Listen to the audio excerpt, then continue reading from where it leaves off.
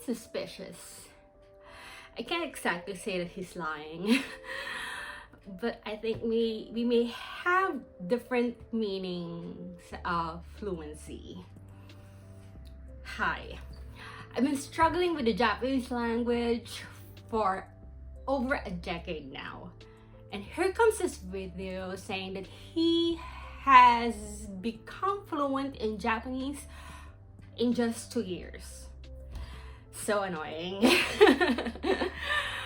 Okay, but seriously, here's how he said he did it.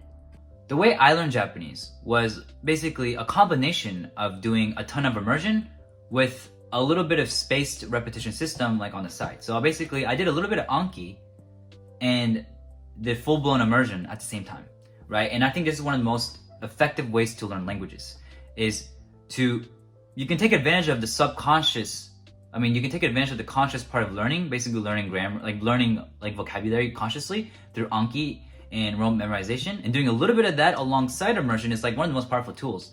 Because although immersion alone can get you very far in your language learning journey, the reason why I was able to do it within 2 years versus like 3 years or 4 was because I used Anki, right? Because Anki can really accelerate your progress, right? Especially when you couple that with immersion, right? Because learning some words in Anki could actually, and when you learn like a word in Anki, you could like see it in your immersion. And then you can see like, and you can notice the words quicker in your immersion by using Anki. So, you know, that's kind of like what I did. I just did a ton of immersion. And if I had to calculate the amount of hours I spent, you know, immersing myself in Japanese by basically watching anime, reading manga, reading light novels, like all this, if I were to calculate the exact amount of time I spent immersing myself in language, and when I mean by immerse, I don't mean by immerse myself in the foreign country, like in Japan. I'm not talking about that. I'm talking about immersion with content, like in the US, right? This is me like learning Japanese in the US, you know, by myself in my room, watching anime and doing all this, right? So I spent roughly like probably 8,000 hours.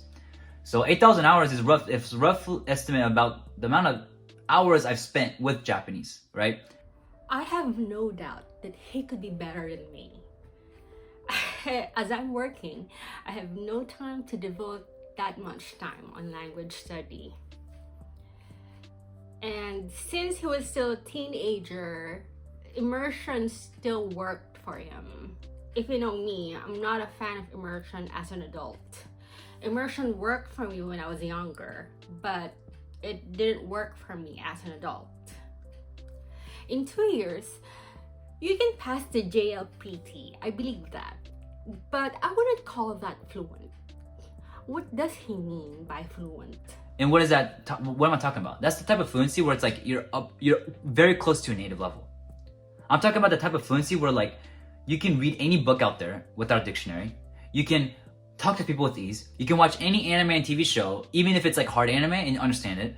Like, I'm talking that level of fluency, like almost a native level. Almost at a native level.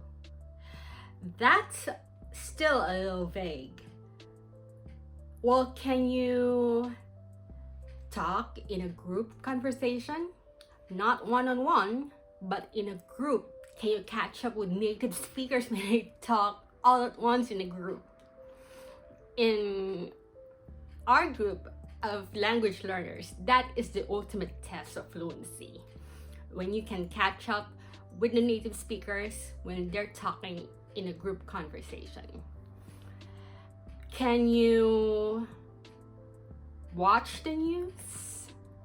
The news and anime have very different sets of vocabulary. Can you actually watch the news?